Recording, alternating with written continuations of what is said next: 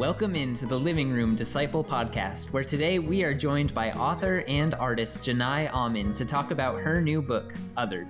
Today we're having a conversation about spiritual abuse and othering by people and places that claim the name of Jesus. So if you are carrying wounds from a Christian space, I pray that this episode is healing for you and that it's a reminder that you are worthy, that you are loved, and that Jesus is good even when people have harmed you while claiming his name.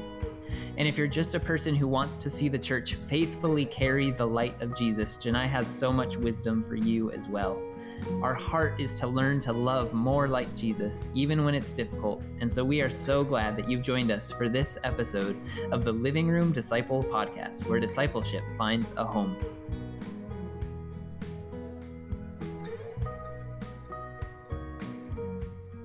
Well, I am so excited today to be joined by Jenai. Jenai, how are you doing today? Really good, thanks. I am really good too, because I had the privilege of reading your incredible book, which is not yet released, but I think will be releasing. What is the official release date? June 25th. So recording, All right. we've got 4 weeks out, I think. Yeah, and by the time this releases, I think we'll be about a week out from release date. So get those excellent. last second pre-orders in before release date if you're listening to this on release day. But I'm so grateful for not only you being here for this conversation, but for the work that you put in. And I'm sure the vulnerability that went into writing it and the hours and hours and hours of research and then pouring out your heart onto the page. So thank you for that. Thank you for the wisdom and the biblical truth and the way that you just really were able to share your heart with people in a very healing way. I'm so grateful for that. And so can you tell us a little bit about yourself, your story, and what led you to write Othered? Yeah. So for those who aren't familiar with me or my work, I live in Houston, Texas. I'm a born and raised Texan. Grew up close to the Louisiana border on the Texas coast. So I call it Hurricane Alley because I feel like that's what we are. I am the daughter of a Filipina immigrant, so I'm Filipina American, but Texan. So like so many intersectional identities. I love just the church, and also I tend to speak. I think I stir up good trouble in the church, and and that is not like the story that I wanted for myself. Really, I came to the church kind of from a broken childhood. I wasn't raised within any Christian tradition. My dad was agnostic. Maybe sometimes he would have declared himself an atheist. And then my mom was a part of the Catholic tradition. That's kind of typical for Filipino people. And so I was baptized in the Catholic Church, but kind of on Sundays, I grew up, running amok, like knee deep in mud on Sunday morning, not really in my Sunday best. Yeah. Just out in the sticks of Texas. And because I came from a really fractured childhood, I ended up coming to the church for belonging, and feeling a sense of attachment to something or someone. I really was searching for goodness, not really thinking. I thought God was the doorway to goodness rather than being like goodness himself. And so I did eventually kind of come to faith and came to a really trusting faith in God, only to experience like real harm and trauma after helping plant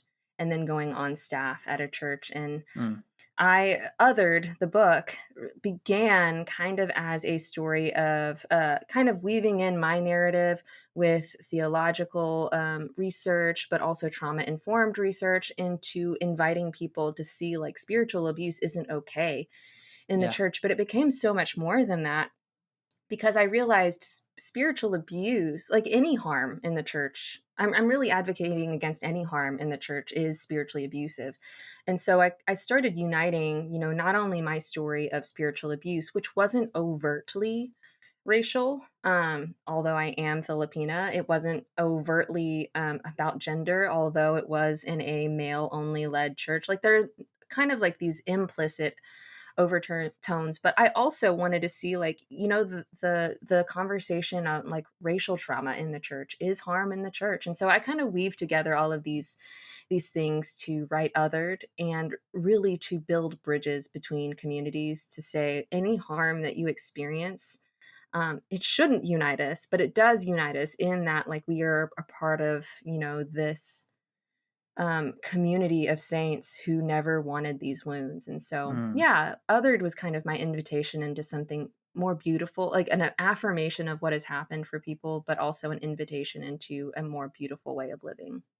Yeah, and that really comes out in your words, that it's not a burn it all down kind of a book. It's a Yeah. let's find the beauty and truth of resurrection and love and compassion and light and the things that Jesus is really about. And that's shown through really, really well.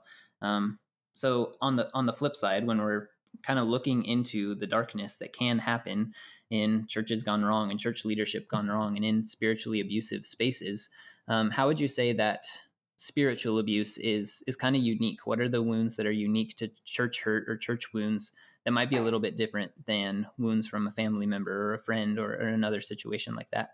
Yeah, well, and they actually might be, I mean, depending on your Yeah. family of origin. If you were raised within a Christian tradition, I have friends who have since deconverted from the faith, Hmm. because they felt like there was no way for them to heal apart Wow. from leaving faith, because all of their harm was within, it was intermingled within their family.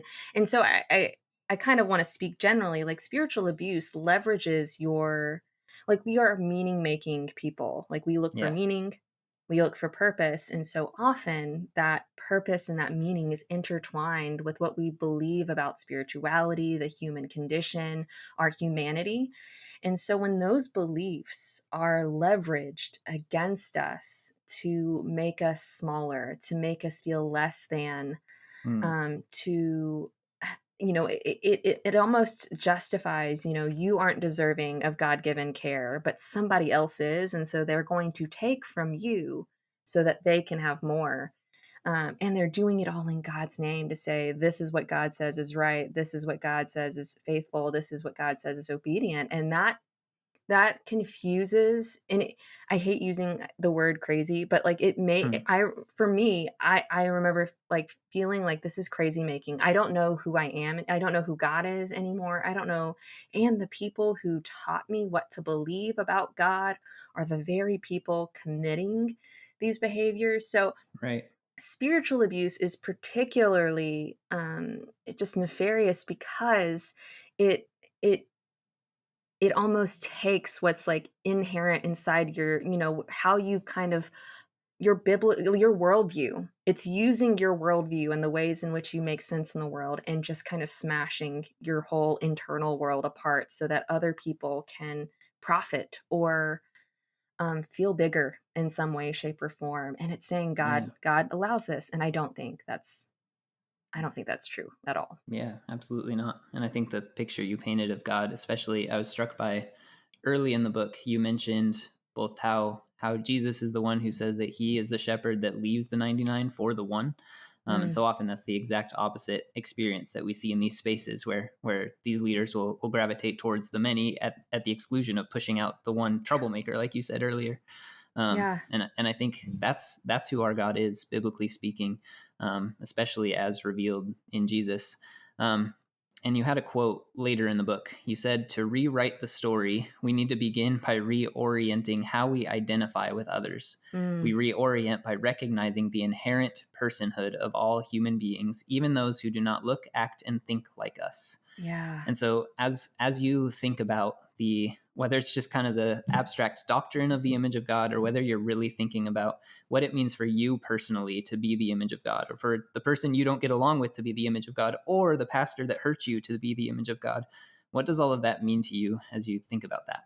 Yeah. Well, I don't know if anyone listening is very familiar. Also in seminary, so we can dig into the image of God Yeah. doctrine, or even the fact that, like, there are some people who believe you no longer have the image of God until Hmm. you have accepted him, or like have some sort of saving faith in God. And I think, okay, I don't want to other someone who believes in that. And also, I hope people see that if you truly believe that the image of God does not mark someone who doesn't believe in him, how much easier abuse, like, and dehumanization is justified, in that, like, you can attribute less worth to them somehow as a human being because they're heathens or they're pagans or they're Right. whatever. You start to use all of this other language. And so for me, like, what makes, if someone does believe in that, I almost would rather ask, well, what makes somebody worth saving? Like, what makes them worth pursuing? And if they're such an ugly worm, then why does God spend his time and Mm. energy, like, pursuing these people? And so really I it's always if we're always going back to the human condition. I spend so much time, I think, throughout the book, and maybe you noticed this, like in Genesis, like Yeah. I just parked there and I thought, because that's kind of where I needed to go. I needed to see what was good before it all went bad.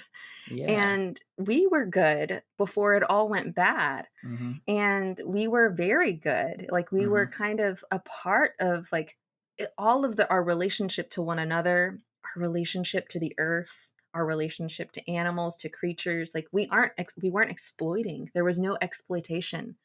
There was no making somebody less than in order to, it was just cultivating what needed to be cultivated in order for the garden to grow. And so now when I think about the image of God, I think, like, the fingerprints of God mark Mm. all of us. Like, Yeah. they are, if I, and our fingerprints are different. Like, the fact that, like, your fingerprints are so different from mine, and they've been different from every person ever born and who has ever died, like, since the beginning of time. I think, like, that's how diverse humanity is. And but yet God is so big and so grand that his identity still, like, there's still something within us. Like, I kind of allude to the idea of pottery in, obviously metaphors only go so far, but in pottery, and I don't throw clay. I just watch Yeah. videos of people who throw clay, and it becomes very, um it's kind of alluring to watch. But then you Yeah. watch them kind of stamp the pottery with, like, a maker's mark, Right. and it just tells the buyer, so and so made this. I know that this is a piece by this artisan. And in many ways, like, that's what God's done for us, like, his maker mark. No matter how sinful we may be or how broken we may be, like, there's still, something within all of us that makes us, and that, if it's truly not on our effort, then, like, I am not better than someone who doesn't believe, or someone Mhm. who doesn't believe exactly like me, or someone who doesn't look like me. And yeah, I think it's a way of just understanding that this is my neighbor. My neighbor is a very comprehensive group of people that includes Yeah. everyone. So yeah, Yeah. Absolutely. I don't even remember if I answered your question, but I hope I did. That's okay. So to the person who right now is struggling with their faith, maybe considering walking away because of the way they've been treated by people in the church, or somebody that is just really struggling with their inherent dignity and worth and personhood, what would you say to that person? What does the image of God mean for that person? Yeah. Well, I would first, if anyone is considering walking away, it's probably because they've been told that they don't matter, Hmm. they're not worthy, that their thoughts don't matter. There have been more people concerned about getting them maybe to fall in line, or, policing their thoughts or words. And so, really, my job isn't to convince them of anything. My job is to love them as myself. Yeah. It's as simple as that. Like, if I was struggling, I mean, think of any moment, where you've wrestled with loss or grief or lament, and, I know suffer well looks like this, and really all I want to do is scream cuss words, and I just need Yeah. somebody who's willing to sit with me and not Right. judge me in those Right. moments. I think about, like, that's what I would do for my neighbor. If I'm not going to shame you if you choose to walk away this moment, I'm not going to shame you if you choose to walk away and then immediately come back like that. Like, your journey is your journey. All I'm called to do is just compassionately walk next to you and kind of provide if you're truly secure. And I think whenever we help our neighbors, we do it from a place of, not Mm. perfection, but of like, I am rooted and established where I am. I am not currently in chaos. And so I can sit next to you or stand next to you or walk next to you kind of as an anchor while you figure out what having your feet underneath you looks like. Mm. And I walk with you, and I can walk with you only so far because I'm also walking in my own direction and my becoming, and I am willing to be a compassionate guide with you, so long as people will have me. But yeah, I think it's not really my job to police, or to convince, or to be a salesman for Jesus. Like, I don't think I need to do that. I can just be Christ-like and say, Yeah. what do you need? What do you want? What does wellness look like to you? How can Right. I empower you? Really, that's what Jesus did. Is he walked like, how can I help you meet your need? Like, in what ways do you need rest? And Hmm. he granted that to them because he was God. In so many ways, I cannot do that, but I can affirm, I can sit with, I can mourn. Um, yeah, I really just think it's a loving my neighbor as I love myself, and knowing what does this specific neighbor need. Hmm. And the problem is they probably know the scriptures that I would probably recite to them. Right. So instead of like reciting them back to them, I live them in front of them. Oh, I'm that's living, beautiful. you know what I mean? Like, I Hmm. am living the good news in front of you. I want to live flourishing in front of you. I don't need to, recite anything from memory because I think most of them got it. Like, I don't need to do that. So, yeah, if I can embody that's what I think so much of us are missing, especially in our very intellectualized society, is like we live a very disembodied faith. Like, Right. but Jesus was incarnate. So, how can I Mm. re embody that faith and be the hands and feet of Jesus for a neighbor in that moment? Yeah, absolutely. I love that, and I think that's so important and so valuable. And I think another part of that journey could be the person who maybe rather than wanting to walk away decides, well, I'm going to stay here to kind of take the burn it all down kind of posture, and just is kind of living out of this sense of anger, Yeah. and maybe even kind of becoming. You mentioned this several times in your book, kind of becoming the very thing that you're fighting against. Mm. What would you say to the person that finds themselves dehumanizing others because they've been dehumanized? How should we think about that? Yeah, yeah. I wrote that, and then I had a great class with a professor Hmm. who wrote on this, and it's also in the study of philosophy. So my professor, he didn't coin this either, but I like the way he coined it. So that a a philosopher, phenomenologist from the 19th century. I get my centuries mixed up because they go backwards, but the Yeah. 19th century, Hegel, if anyone's familiar with Hegel, people get their PhDs in just specifically reading Hegel stuff because he's just kind of out there. But he had this dialectic called the Lord bondsman dialectic. Some people translate Hmm. it as the master slave dialectic, and essentially it's just like an identity thing. I only know who I am as long as I can subjugate another person. Is essentially Interesting. what Hegel is saying. So I am conscious. My consciousness of self means I am more aware of, or I have a greater grasp of my identity when I see myself in comparison to an other. He actually Hmm. uses the word other, and he subjugates the other. Well, what Hegel doesn't really talk about, or maybe he does, I didn't read all of his stuff because it was really thick and dense, but there's a cycle to that. And my professor kind of spoke poignantly to that. Dr. Middleton, he's probably never going to listen to this, but I just want to Shout out say, just in case. I know. I got this from Dr. Middleton. He writes in one of his books that there's the tyrant victim dialectic, which is kind of the Hmm. same. Dialectics is just the study of opposing viewpoints or opposing truths, opposing experiences. And so there's the tyrant and the victim. And so normally the tyrant is the villain who victimizes the victim. Yeah. That's how you get the two.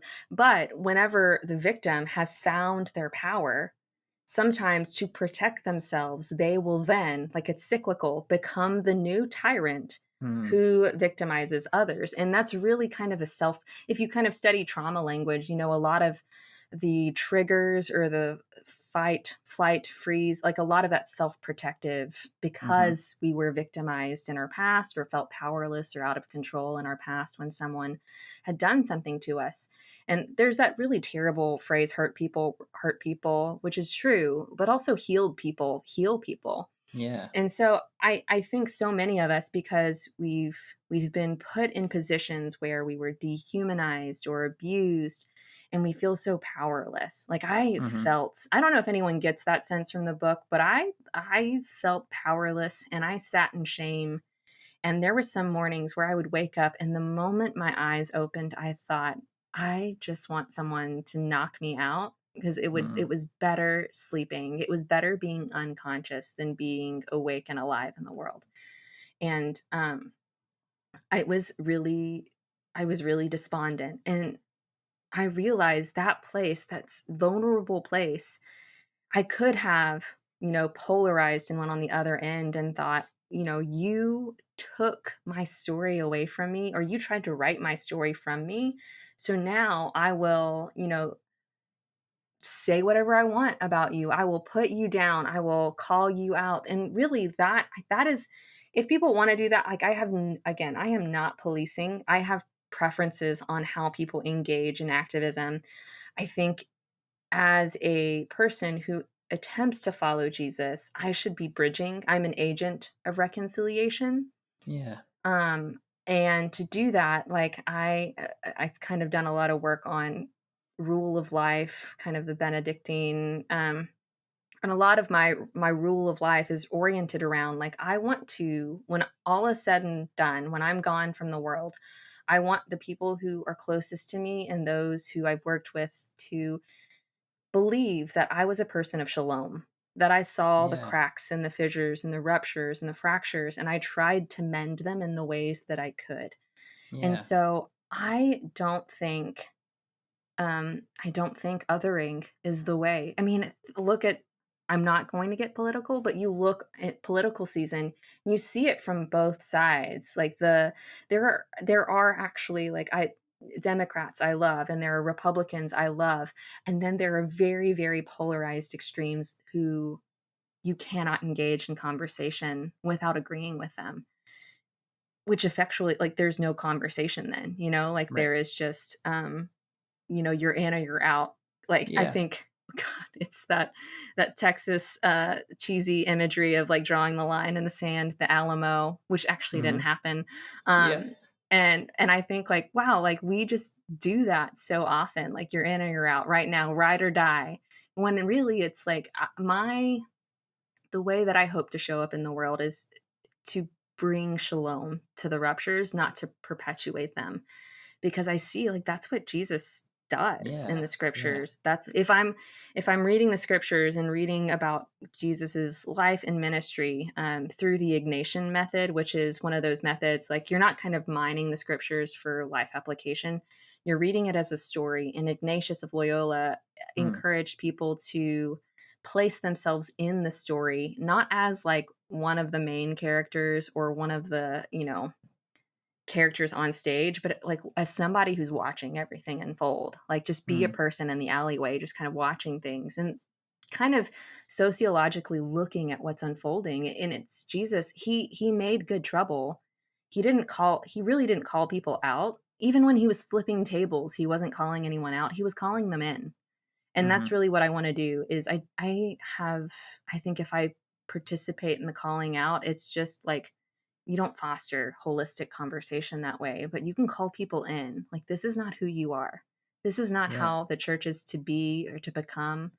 It's better. And I invite people into that. They are totally free to reject that. And I am, you know, hopefully secure enough that I can move on and, like, find other people to work with. But yeah, I don't want to, I think in the book I mentioned, I don't want to become the hammer that hurt me.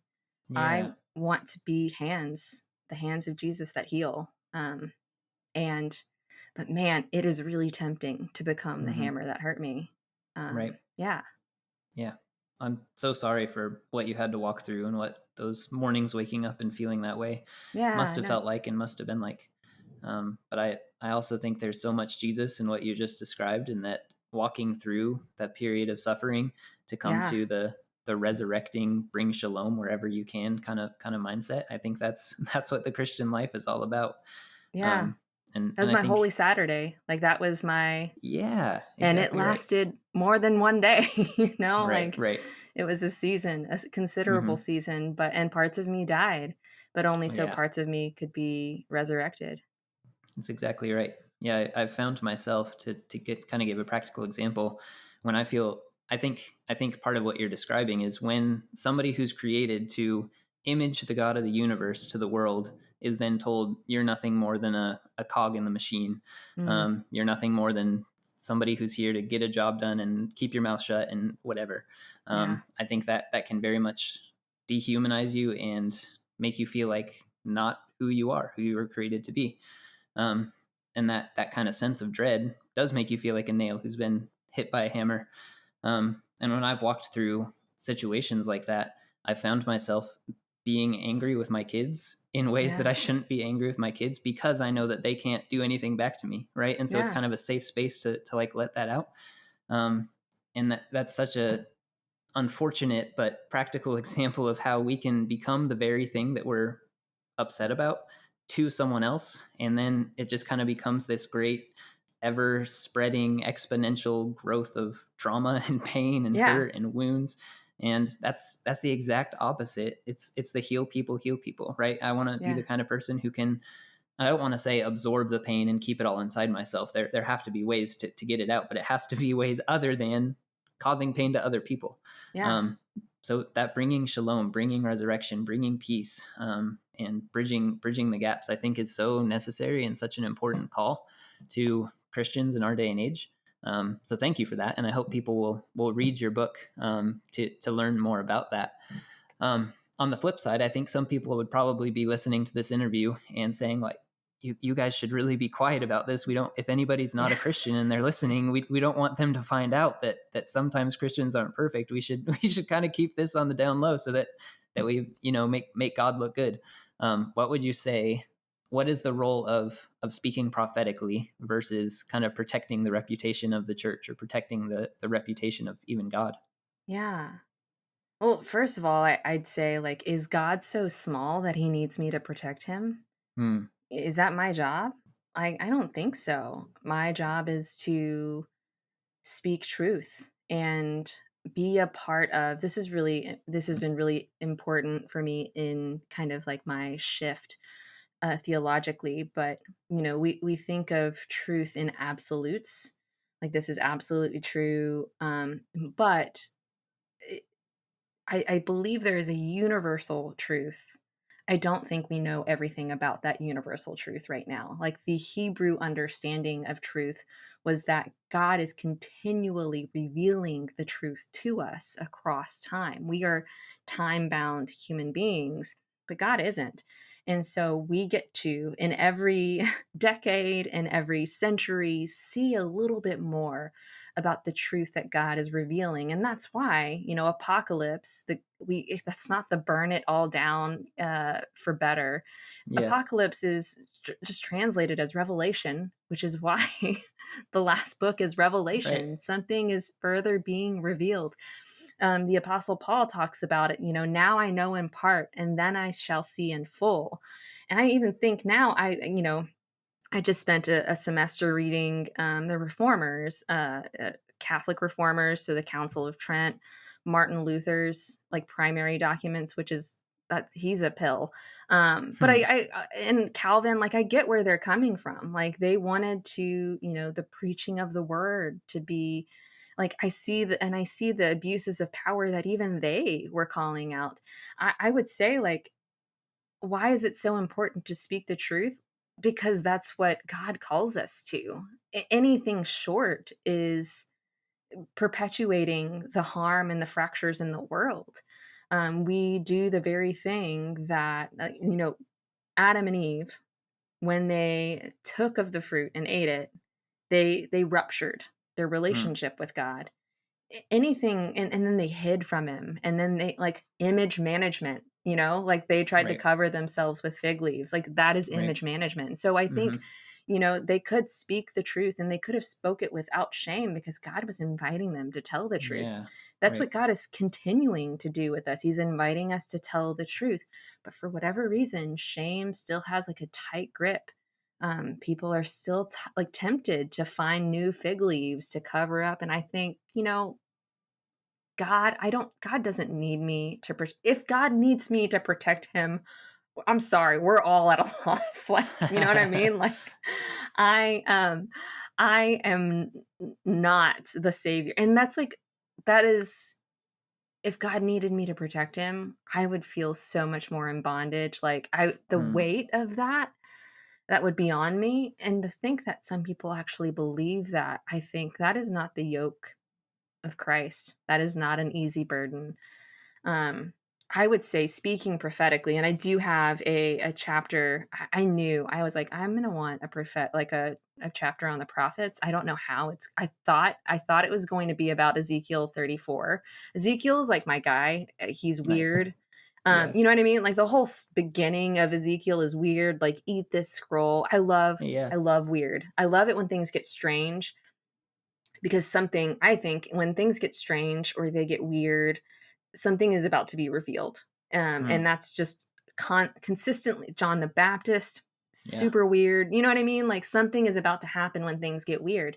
And I thought my prophecy chapter was going to be on Ezekiel 34, like don't feed on the sheep. And I thought, and it totally wasn't. I started reading more from the minor prophets, and I essentially kind of honed in on Amos, which is, if no one knows the story of Amos, it's pretty incredible.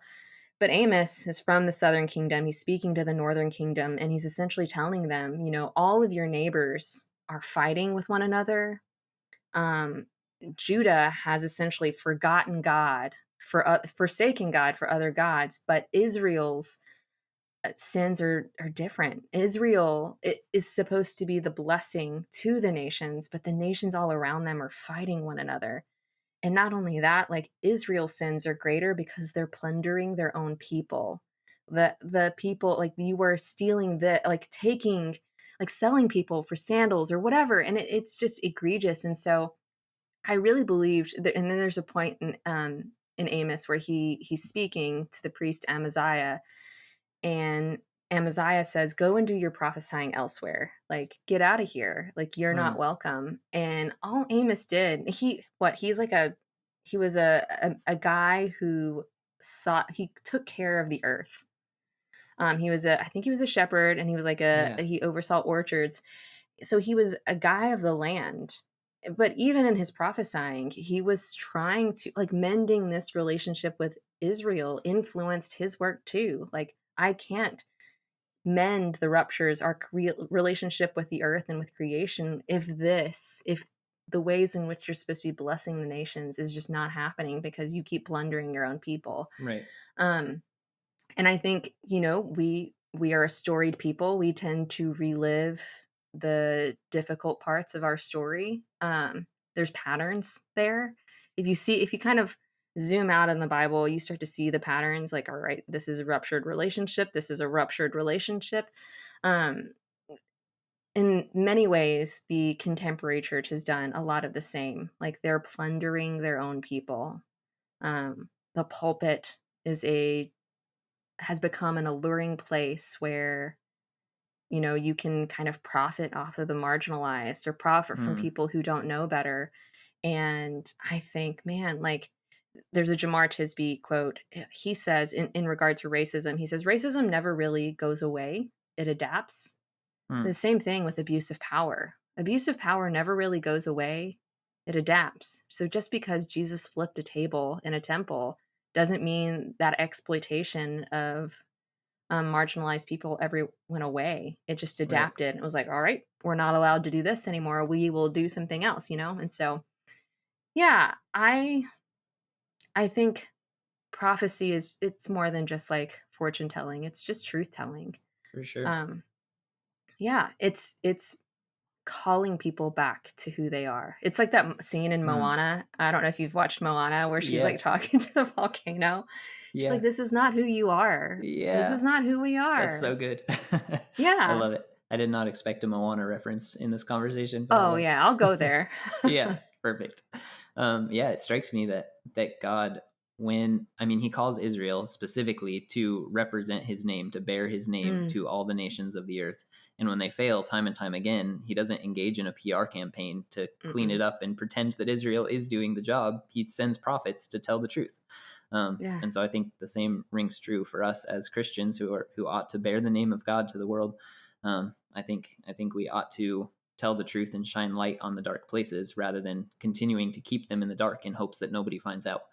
Um, yeah, yeah, I think truth is generally the right answer in a Christian worldview. yeah. Um, so speaking of a Christian worldview, you talk about two kind of malformations of Mm, Christianity that are really popular in American churches specifically.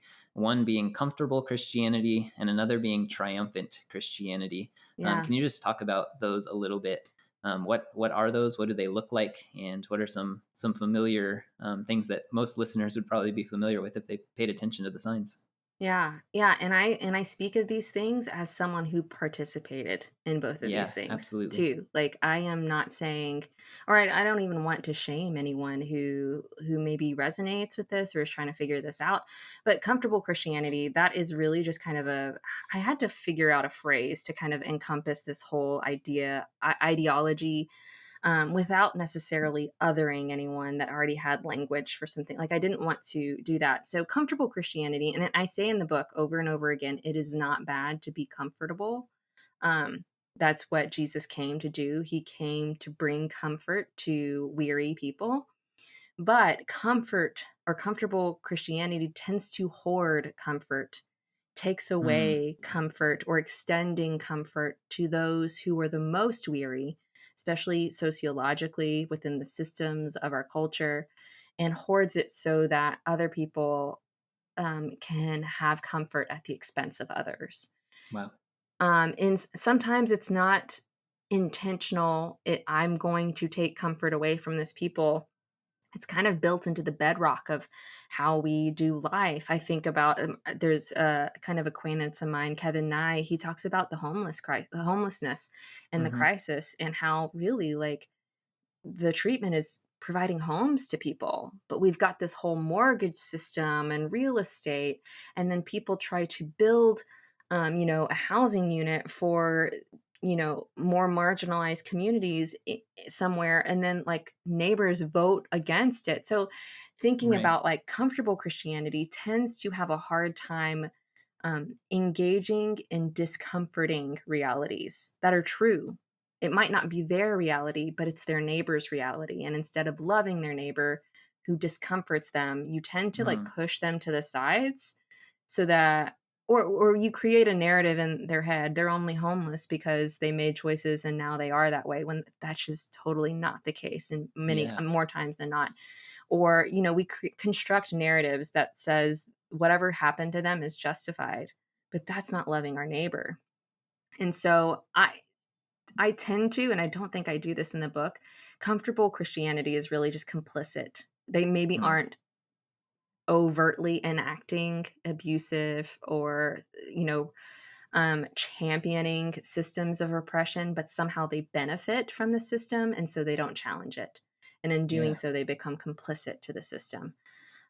And then triumphant Christianity, there's actually so many great people who are writing on triumphalism in the church. One of them in particular is it's a book called Unsettling Truths by Mark Charles and Professor Soong Chan Ra. And they talk about triumphalism in the church and how really it's the winners. It's actually scary when your side has done nothing but win all the time.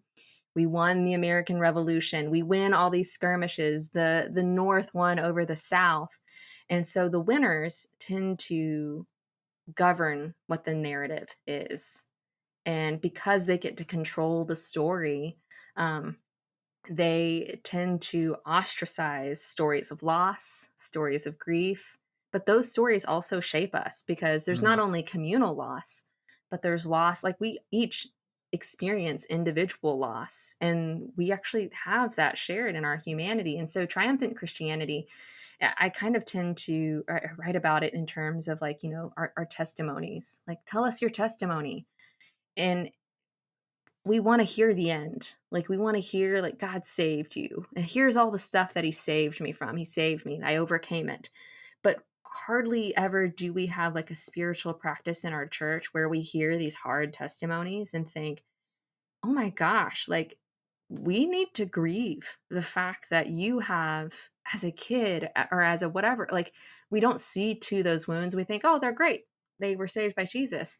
But we don't think about like the traumatic impact that that has, and like psychological language and trauma informed language is actually starting to put language to that, and how often the church tends to has a separatist mentality against clinical Mm, language. And I think, wow, there's something good there, and that's really what I try to do in Othered, is kind of bridging these realities of like, no, we actually need to mourn some of these things, and if we don't, this really unhealed person, we might celebrate them because they've said, we're going to seminary, I'm going to be a pastor. But then, inevitably, like, they haven't seen to their wounds in their past, and maybe they don't know their triggers. They don't know when they get set right. off, or when they get unexpectedly angry. And I just think, like, because we have a culture that tends toward triumphalism, we Mm, tend to scapegoat the very unattractive parts of our story that are stories of loss, grief, hardship. Um, and sometimes we feel shame over them. And right. I think triumphant Christianity or triumphalism makes us feel shame for it. Absolutely. Yeah, this whole project of this podcast started because we wanted to be a voice that was thinking about the types of people we are becoming. So not just the church has a problem with being too Mm, comfortable, or the church has a problem with only seeing the winners, but then to ask, how is that forming Christians in those environments? yeah. So how would you say that, you can go one at a time with comfortable and then triumphant, but how would you say that comfortable Christianity is forming its adherents to be less like the Jesus we read about in the Gospels? And then the same thing for triumphant Christianity. How is it malforming us away from Jesus? Yeah. If I would say that, like, if we're enticed by comfort, then our resources in life become exploitable commodities.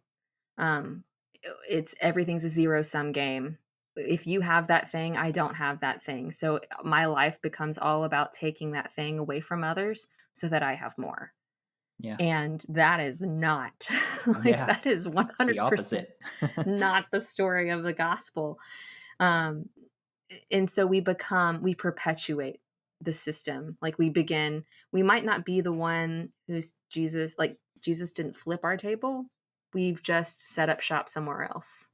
Hmm. And because he's not right there flipping our table, we're just like, we're going to cruise until Yeah. someone says anything. And then when someone says something, you're like, well, I didn't know it was wrong. Yeah, you, like, come on, man. Like, and I think many people don't know that it's wrong Mm, because they've been discipled to believe this is just how it is.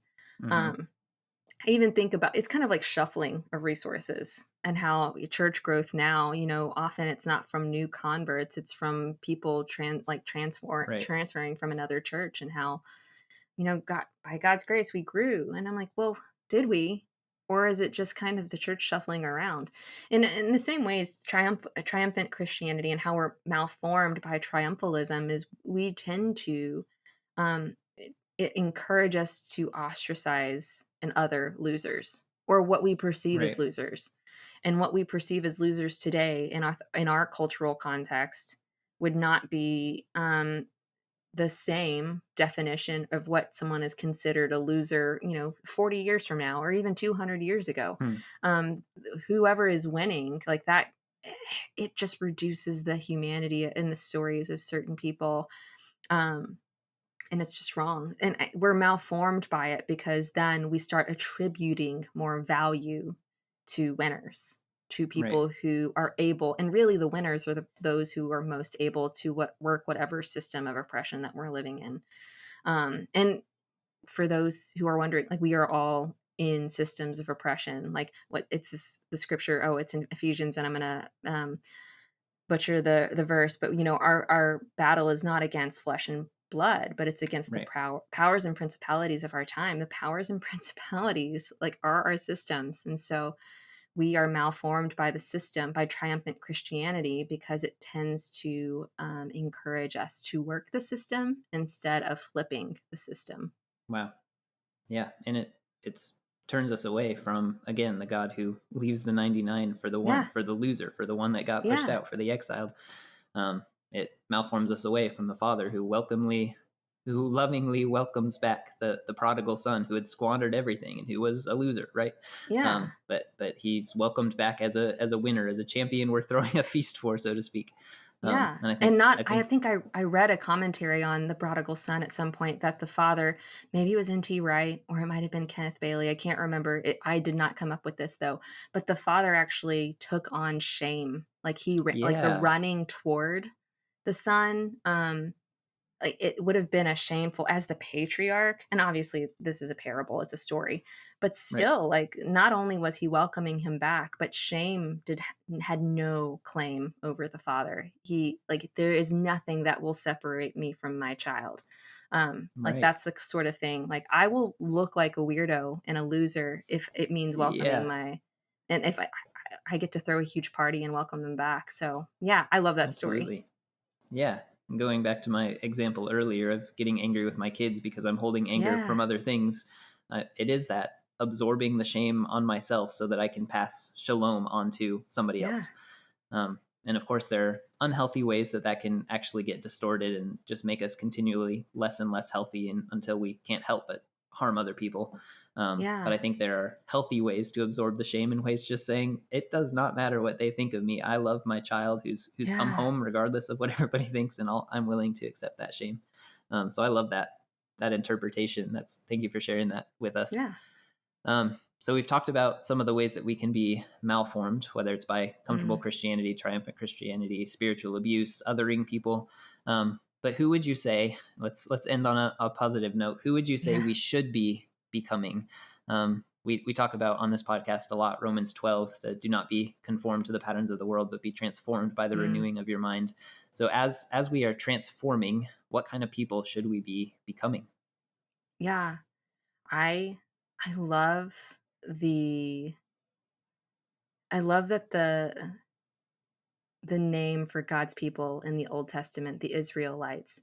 So when Jacob is renamed Israel, it means the one who struggles with God.